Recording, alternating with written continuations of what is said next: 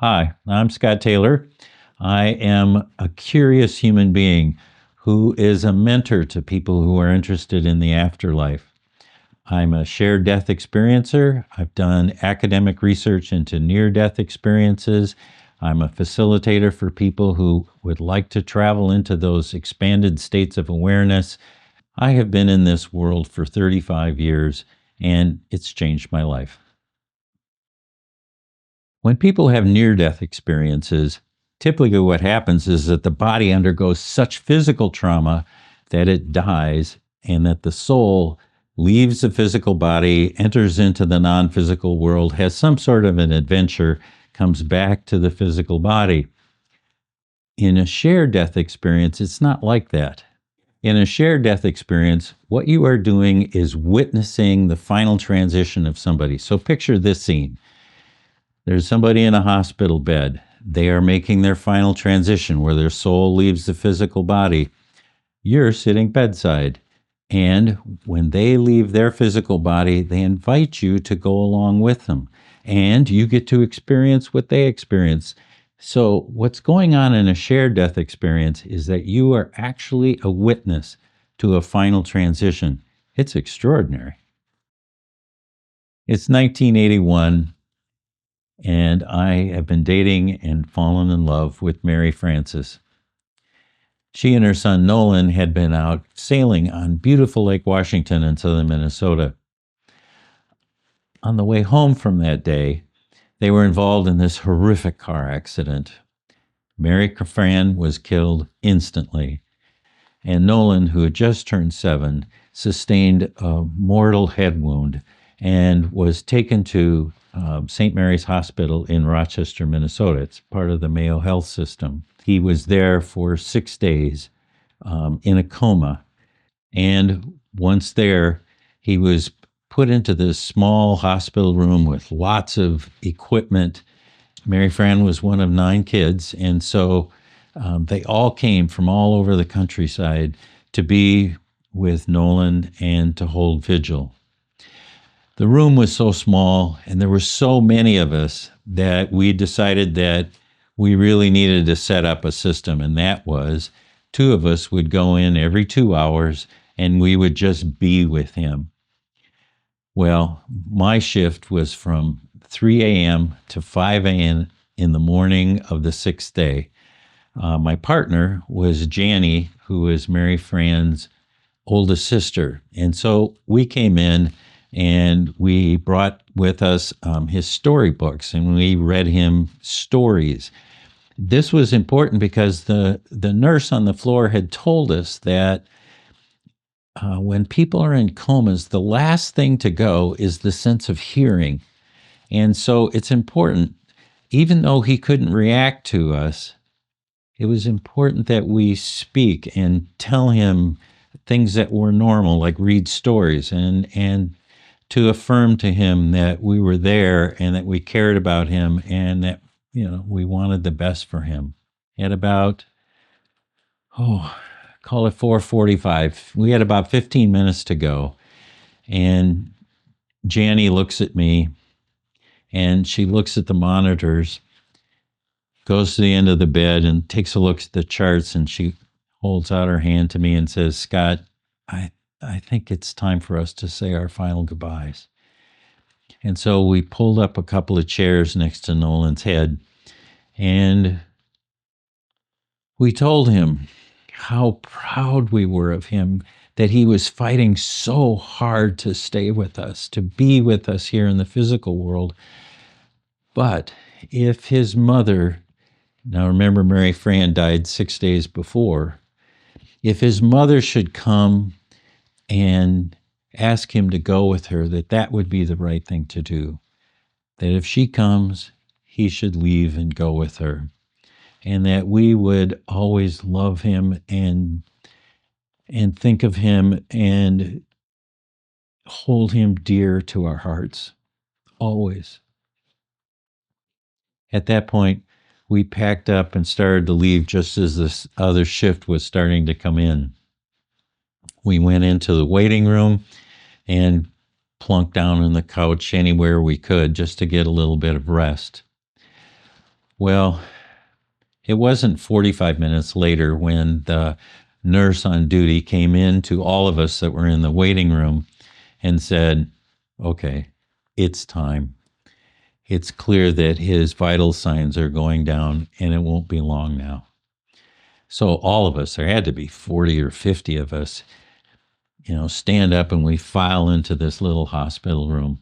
Well, as it turns out, I was one of the very last to enter into the room. And when I did, it's already 4 or 5 deep around the bed. So I said, well, nuts, that seems silly. So I went over and I sat on the windowsill next to Mary Fran's youngest brother, Willie. And there we waited. And I had never been around anybody who had made their final transition before. I really didn't know what to do. So, I just sat there and I watched the heart monitor do the thing. And I'm guessing it was like a half hour, 45 minutes later, the heart monitor really started to slow, and eventually it flatlined. And when Nolan flatlined, what I experienced was Mary Fran coming across the veil, and she scooped Nolan up out of his physical body. And they had this exquisite reunion that you can only imagine between a mother and son. And that surprised me because I was able to feel what they were feeling. And there was all of this joy and reconnection and affirmation of who they are and this welcome home. And then what surprised me even more was that the two of them then turned and came over to me. They embraced me. And then the three of us went to the light. And when I entered into that space, into the light, what happened was that I felt this joy, this ecstasy, this connection with everything and all things, that I was a part of them. I was a part of the universe. It was this amazing, euphoric experience, and none of it mattered, because what really mattered was that I was there in the light with Mary Fran and Nolan, and we had a chance to talk. We had a chance to affirm our love and connection with each other. We had a chance to affirm our affection for each other. We had a chance to say a proper goodbye, because I wasn't anywhere near the scene of the accident. And so we didn't have that opportunity. Now we did. And then we just had a chance to be together and to be in each other's presence. And it was exquisite. And at some point it was done. Not in like a bit like, bye, see ya, done. It was, it's like we were complete. And I was okay, they were okay, and then Mary Fran and Nolan turned and went further into the light. I came back to my physical body. They're sitting on the windowsill next to Willie. But that isn't the end of the story. It's an extraordinary thing happened. When I was in the light with Mary Fran and Nolan, 100% of my consciousness was with them as we affirmed our love and affection for each other, with them as we said goodbye and had that chance to be together. And 100% of my consciousness was also in the room with the other grieving relatives. And I say that very deliberately because it wasn't like my consciousness was split 50-50. I was all there and I was all here. I was in two places at the same time. Now, I grew up as a Presbyterian in southern Minnesota. We didn't really have that concept or a word for it. Now I do. I call it bilocation. I was in the light with Mary Fran and Nolan, and I was in the room with the other grieving relatives. And I know this because I was sitting there in this room, and as I'm talking with Mary Fran and Nolan,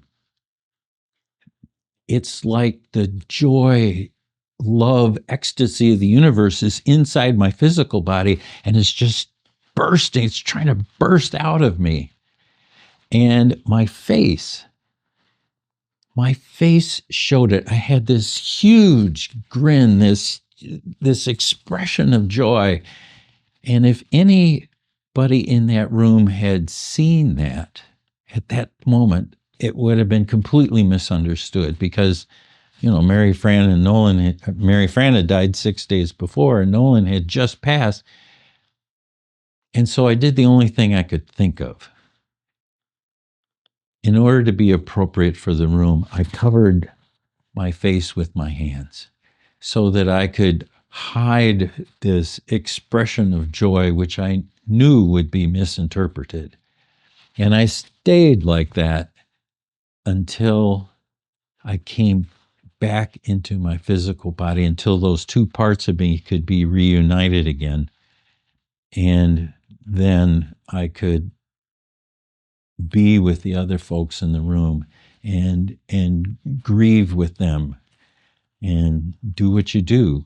You hug and you cry on each other's shoulders and express the profound loss that we had just witnessed. It is a gift that I was able to be with them, and a gift that I was able to be with her relatives and receive that kind of physical comfort. So here I am. I've grown up as a Presbyterian in southern Minnesota, and there's no such thing as bilocation and talking with dead spirits and the ability to communicate in the non-physical world. That's just not part of the lexicon of the Presbyterian church that I grew up in. And I didn't know what to do with it. I didn't have words for it. I didn't have a context to put it into. I just had this experience that was truly beyond anything that I'd ever done and anything I could have ever have experienced. And so I just didn't talk about it for 15 years. One of the after effects of near-death experiences that really profoundly impacted me was this sense of curiosity. It's like, if I was able to talk with Mary Fran and Nolan in this non-physical state, if I was able to do it once, I should be able to do it again. I just had to figure out how. And so I set off on this adventure of trying to figure out how I could reconnect with them like I did there in the hospital room. And so I decided that I was going to try to find, some secret juju somewhere that would help propel me into that non-physical state so I could be with them again. And the only thing I could figure out to do was to go to these ancient sacred sites all over the world. And so I went to Stonehenge and the Sphinx and Machu Picchu and the Oracle of Delphi and yada yada. And I went to more cathedrals than you could shake a stick at. And what resulted from that was that I had a whole series of wonderful vacations, but nothing, just crickets. I didn't have anything that really took me there. So I said, okay, maybe I had to do something more active. So I studied shamanism in North and South America. And I got somewhere with that. I wound up saying, okay, maybe I need to understand this better. So I went to seminary and looked at it from, lots of different religious lenses. And that didn't take me anywhere. And it was finally when I encountered the Monroe Institute, and they have a special way of meditating using binaural beat technology that allowed me to enter into that non-physical space that opened up this state of expanded awareness where I was able to reconnect with Mary Fran and Nolan and able to reestablish a relationship that I have with them till this day. In one of the exercises I did at the Monroe Institute, I went into a state of expanded awareness, and there was Mary Fran. And she came up to me and gave me this huge hug and told me that she was alive, that she was well, that she was fine, that I was going to be fine. And we were able to say that we could always be in each other's life and that we could communicate with each other because it was this bond of love between the two of us. Later, in a subsequent exercise, I was able to connect with Nolan, who had an entirely different energy than his mother did. Nolan didn't know who his biological father was. And so when we reconnected, it was like a son claiming his father. It was this affirmation from this young boy, 7 years old, saying, I would like you to be my dad. Now, we didn't have time to do that in the physical world, but this was the time when he said, I would like to be in your life and I would like us to have that relationship. And I agreed. We had a bond. We committed to each other. And so over the years, it's been really interesting because Nolan is always with me. I mean, he's right there right now.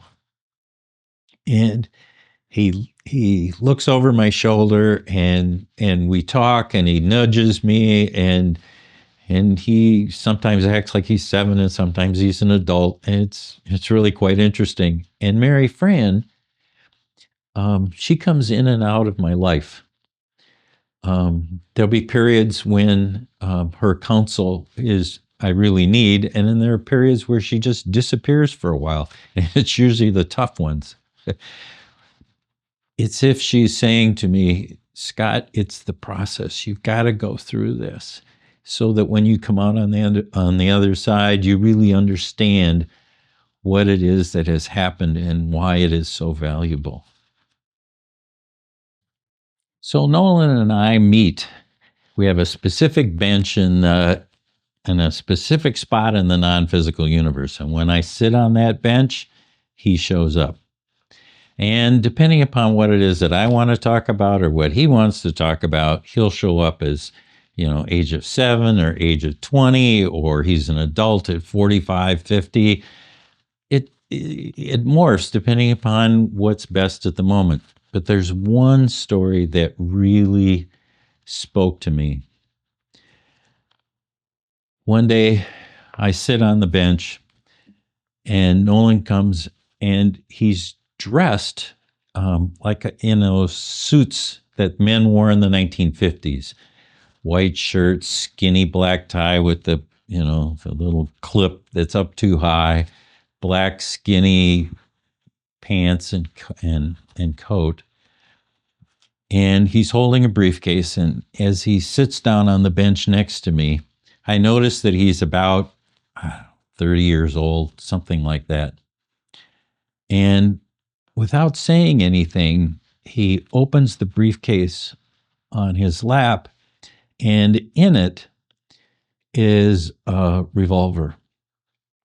And, I look at him, it's like, what's that about?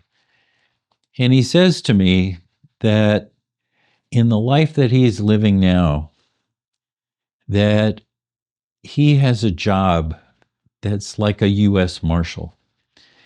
And in the course of that job, he had to kill somebody in the line of duty. And, he did everything he was supposed to. He did what he was trained to do. It was all by the book. And yet, it was the first time that he ever had to kill somebody in the line of duty. And it was tearing him apart. And he wanted to talk about it. And he wanted to talk about it with his dad.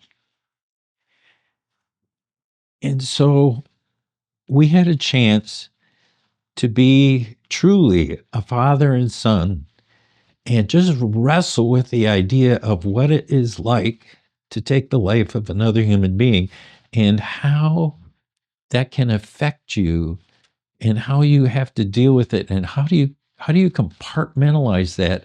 How do you still have a loving, caring heart and do the work that you're trained and love to do? So it was one of those exchanges that is so precious to me because it really was like I had a biological child of my own and we were really, trying to wrestle things out together. And I just cherish that time we spent together. So the more we talked about it, we actually kind of came to a conclusion, which was that he's living in the physical world. And in the physical world, there are things that you sometimes just have to do. And this is one of them. And that if he can protect his heart and stay true to that loving nature that he is, and still be able to do the job he loves, that's kind of the stance that he winds up having to take.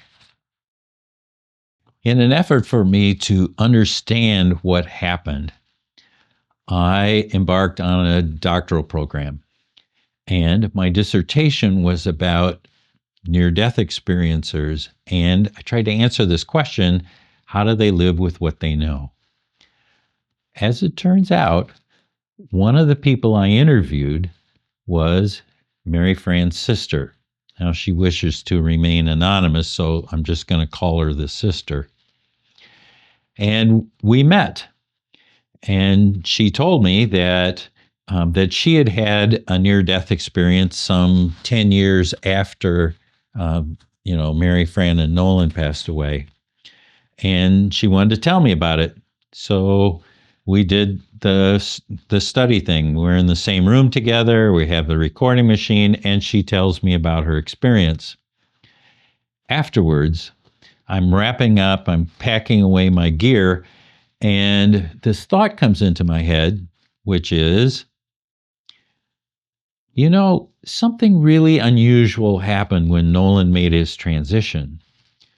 And I was wondering if something unusual happened to you because something really unusual happened to me.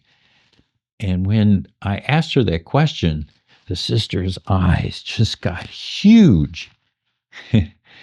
Taking that as a yes, I quickly reassembled my recording gear, punched record, and I said, okay, tell you what, you tell me your experience first, and then I'll tell you mine, and we'll compare notes.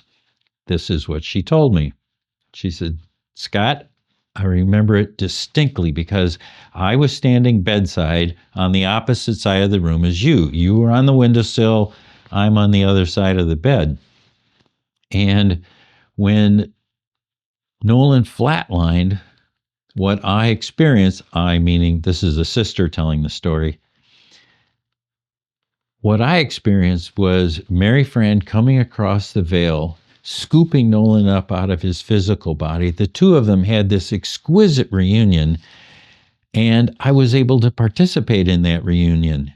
Then the two of them turned to me embraced me, and the three of us went to the light, where we had a chance to affirm our love and affection. We had a chance to say goodbye, and we had a chance to be together. When that was over, I came back to my physical body in the room with all the other grieving relatives.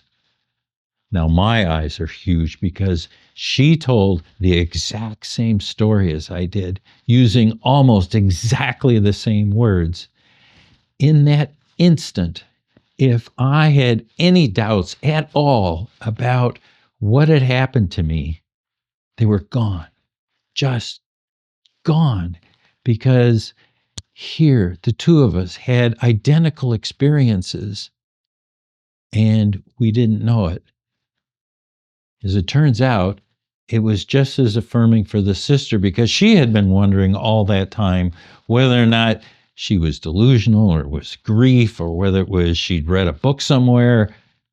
No, I affirmed for her the same thing, that this was a very special thing that happened and that I went through it, we went through it.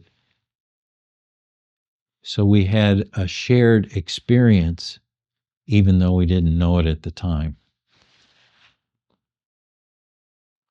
My life was profoundly changed. First off, I became intensely curious because I had to know what this was all about. I had this extraordinary experience, but it didn't really make any sense to me. So I didn't talk to anybody for like 15 years. I just had to figure it out because I didn't have words for it. I didn't have a concept for it. I didn't know how to put it into any kind of a context. Well, as I started to explore more and more, what I discovered was that my whole view of how I related to the non physical world and the physical world had completely changed. First of all, absolutely no fear of death, none. Second, is that I wanted to have um, this relationship with the non physical world because what I had discovered was that you can have conversations, you can have insights being passed back and forth. And all of a sudden, you realize that if we are eternal beings, that changes everything about how I relate to other people and the physical world. So, mostly what it has meant for me is that I have been on this quest to try to figure out how to be in this world as an expression of the loving consciousness that is the universe, and how to be in communion with that and share that with others in a way that makes sense. I'm an educator by heart, so I'm a mentor to people who are in the afterlife. That's a long, long way from being the president of a department store and being a mentor to small business owners.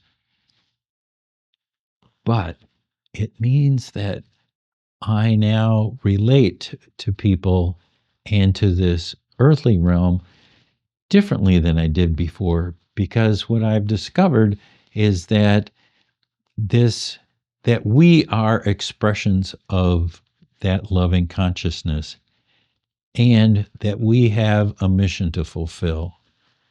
We came down here with a task to perform, with skills that we needed to learn, wisdom we needed to gain, and it's our job to do that mission, to live it in its fullest that we can possibly do. So that's my job. That's how it's changed me, is that I now realize that I can really fulfill a mission here in the physical world in such a degree that it will enhance my life and enhance all those who are around me. Here's my take on it. When we come into the physical world, we sign up for the roles that we have.